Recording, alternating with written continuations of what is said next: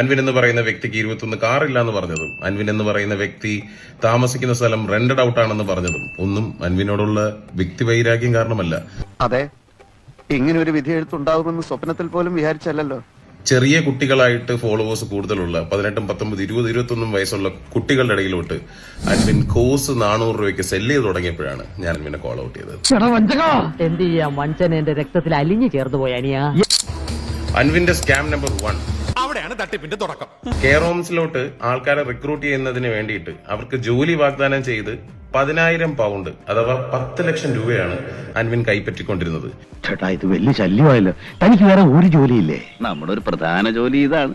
UK-യിൽ പ്രത്യേകിച്ച് ഇതിന് വേണ്ടിയിട്ടുള്ള റൂൾസും റെഗുലേഷൻസും ഉണ്ട്. അത് ഇല്ലീഗൽ കൂടിയാണ്. കുറച്ചുപേരെ എല്ലാ കാലത്തും പറ്റിക്കാം, എല്ലാരെയും കുറച്ചു കാലത്തേക്കും പറ്റിക്കാം. പക്ഷേ എല്ലാരെയും എല്ലാ കാലത്തും പറ്റിക്കാൻ പറ്റില്ല. സോ അൻവിൻ ചെയ്തത് അത് ചെറിയ കുട്ടികളിനകത്തുനിന്ന് മാത്രമല്ല, ഇൻഫ്ലുവൻസർ ആയിട്ടുള്ള നീരജ് അമ്മൂനെയും വരെ ടാർഗറ്റ് ചെയ്തിട്ടുണ്ടായിരുന്നു അൻവിന്റെ സ്കാം കഥകളിനകത്ത്. തെറ്റാണോ ഇടപെട്ടിരിക്കുന്ന നീ ആയതുകൊണ്ട് മനസ്സിലായില്ലേ? നിന്റെ ഒരു കേസ് ആയതുകൊണ്ട് ഒരു ജയിൽവാസിന്റെ മണം നന്നായിട്ട് അടിക്കുന്നുണ്ട്. അപ്പൊ നിങ്ങൾ വിചാരിക്കും വിസയും ജോലിയൊക്കെ കൊടുത്തിട്ടല്ലേ അൻവിൻ പൈസ മേടിക്കുന്നതെന്ന്. അൻവിന്റെ സ്കാം അവിടെ അല്ല. അൻവിന്റെ സ്കാം എന്താന്ന് വെച്ച് കഴിഞ്ഞാൽ ഈ കുട്ടികൾക്ക് കൊടുക്കുന്ന COS ഉണ്ട്, സർട്ടിഫിക്കറ്റ് ഓഫ് സ്പോൺസർഷിപ്പ്, അത് ഫേക്ക് ആയിരുന്നു. ഇങ്ങനൊന്നും ചെയ്യില്ല. 5-6 അബദ്ധമൊക്കെ എല്ലാവർക്കും പറ്റേ. എന്റെ മക്കളെ, ഈ മനുഷ്യനെ പറ്റി ഒരുപാട് പറയാനുണ്ട്. അത് ഫേക്ക് ആയിരുന്നു എന്ന് മാത്രമല്ല, അവിടുത്തെ കുട്ടികൾ വീസ എടുക്കാൻ വേണ്ടി പോകാൻ നേരത്ത് വീസ റിജക്ട് ആയി, ഇത് ഫേക്ക് ആയതുകൊണ്ട്. നാടിന് വെട്ടിച്ച് 1000 കോടി 5000 കോടിയൊക്കെ ഒരുമിച്ച് വിഴുങ്ങുന്നതൊക്കെ വെറും കുംഭകോണ അഴിമതി. നമ്മൾ എന്തെങ്കിലും നക്കാപ്പിച്ച അടിച്ചു മാറ്റിയാൽ അത് പോക്കറ്റടി പിടിച്ചു പറയും മോഷണം. അന്ന് കമ്പനിയുടെ ഓണർഷിപ്പ് ഉണ്ടായിരുന്ന നിബുവിന്റെയും വൈഫിന്റെയും പേരിൽ ഈ കുട്ടികൾ കേസ് കൊടുക്കുകയും നിബുവും വൈഫും ഓസ്ട്രേലിയയിലേക്ക് കടക്കുകയും ചെയ്തു. പറ്റില്ല വിജയ.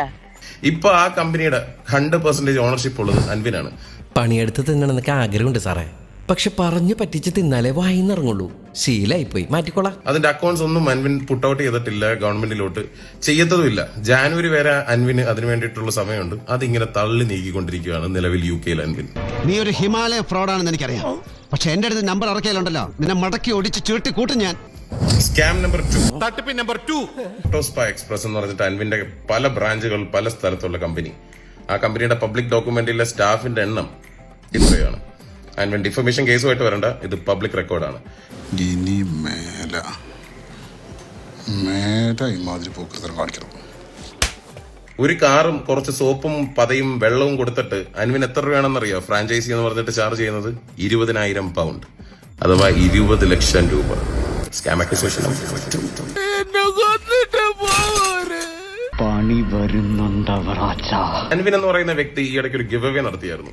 നമ്മുടെ സബ്സ്ക്രൈബേഴ്സിനും ഫോളോവേഴ്സിനും 20 പേരെ ഞാൻ എടുക്കും. ഞാൻ പറയുന്ന ലൊക്കേഷനിലോട്ട് വരിക. നിങ്ങൾ ഒരു ബ്ലൂ മിനി കൂപ്പർ. എല്ലാവരും ആ വീഡിയോ കണ്ടിരിക്കുമെന്ന് പ്രതീക്ഷിക്കുന്നു. ഞാൻ ഓർക്കുന്നു, വല്ലാതെ ഓർക്കുന്നു. ആ വീഡിയോയുടെ വൺ ഓഫ് ദ വിന്നർ ഈ പറയുന്ന വ്യക്തിയായിരുന്നു. നമുക്ക് മറ്റൊരു വീഡിയോ കൂടെ കാണാം. എനിക്ക് എന്തിന്റെ കേടായിരുന്നു?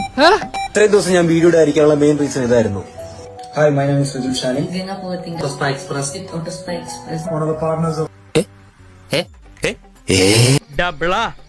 ഡബിള് അവിടെയും കണ്ടു ഇവിടെയും കണ്ടു. എനിക്കിതിനകത്ത് പ്രത്യേകിച്ചൊന്നും പറയാനില്ല, നിങ്ങൾ പറഞ്ഞു. സജി, വീട്ടിൽ തന്നെ ഇരുന്നാ മതി, ഇനി പുറത്തോട്ടൊന്നും ഇറങ്ങാൻ നിൽക്കണ്ടാട്ടാ. തൽക്കാലം ഇത്രയും മതി. വരട്ടെ.